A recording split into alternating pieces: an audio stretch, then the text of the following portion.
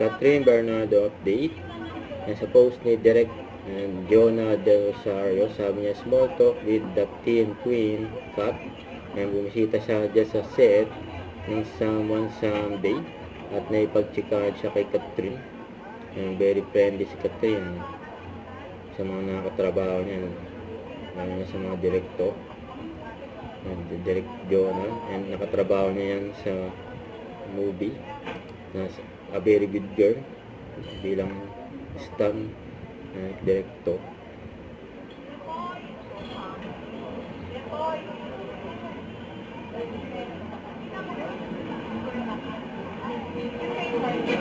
Sam, sabi na yung laptop mo.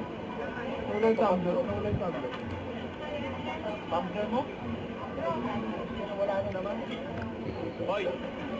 Boy! Boy! Look out!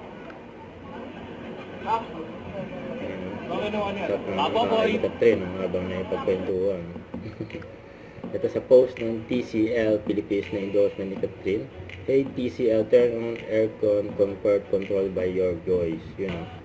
Don't forget to subscribe, click the notification bell for our update. This is Richard Action Vlog. Stay tuned for more videos.